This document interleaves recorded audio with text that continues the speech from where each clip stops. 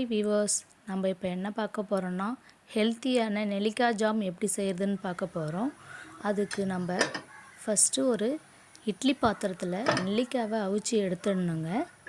இப்போ நான் அவிக்கிறதுக்கோசம் நெல்லிக்காய் எல்லாத்தையும் எடுத்து வச்சுட்டு இருக்கேன் பாருங்கள். நான் 1/2 kg நெல்லிக்காய் வாங்கியிருக்கேன். க்ளோஸ் பண்ணிட்டேங்க. ஒரு 5 minutes வெயிட் பண்ணுறேங்க. 5 minutes என்ன ஓப்பன் பண்ணி பார்க்குறேங்க நெல்லிக்காய் வெந்துடுச்சா என்னான்ட்டு. இல்லை வேகலைன்னு சொல்லிட்டு மூடிட்டேங்க. இப்போ நான் ஒரு நைஃபை எடுத்து செக் பண்ணி பார்க்குறேங்க. ஓகே, இப்போ ஒரு பிளேட்டில் எடுத்து மாற்றிட்டு விதையெல்லாம் எடுத்து தனியாக எடுத்து வச்சுருக்குறேங்க. இப்போ இது கூட நம்ம ப்ரௌன் சுகர் ஆட் பண்ண போகிறோங்க. ப்ரௌன் சுகர் மட்டும்தாங்க. இப்போ இது மிக்ஸி ஜாரில் ஆட் பண்ணி நல்லா பேஸ்ட்டாக அரைச்சிக்கிறோங்க. இதில் பேஸ்ட்டாக அரைக்கக்குள்ளே நமக்கு எந்த ஒரு திப்பியும் இருக்காதுங்க. அரைச்சாச்சுங்க. இப்போ கடாய் சூடாயிடுச்சுங்க. இப்போ நம்ம அரைச்சி வச்சுருக்கிற அந்த நெல்லிக்காய் பேஸ்ட்டை ஆட் பண்ணுறோங்க. ஆட் பண்ணிவிட்டு தண்ணி எதுவும் விடக்கூடாதுங்க. வெறும் அந்த நெல்லிக்காய் பேஸ்ட்டையே நம்ம ஆட் பண்ணி விடணுங்க. இப்போ ஆட் பண்ணி ஒரு கரண்டி போட்டு நான் நல்லா மிக்ஸ் பண்ணுறேன் பாருங்கள். அடி பிடிக்காத அளவுக்கு நல்லா மிக்ஸ் பண்ணி விடணுங்க. பிளேட் போட்டு க்ளோஸ் பண்ணி 2 நிமிஷத்துக்கு ஒரு தடி ஓப்பன் பண்ணி மிக்ஸ் பண்ணணுங்க. இதை நல்லா கிண்டி பாருங்கள். இது அடி பிடிக்கக்கூடாதுங்க. மெயினாக இது இந்த பதத்திலே இருக்கணுங்க.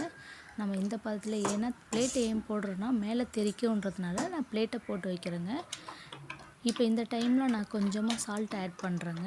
லைட்டாக தாங்க ஆட் பண்ணியிருக்கேன்.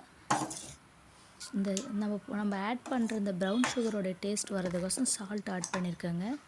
இப்போ ப்ரௌன் சுகர் ஆட் பண்ணுறோங்க. ப்ரௌன் சுகர் ஆட் பண்ணிகிட்டு இருக்கக்குள்ளேயே நம்ம கரண்டியால் நல்லா கொஞ்சம் மிக்ஸ் பண்ணிகிட்டே இருக்கணுங்க.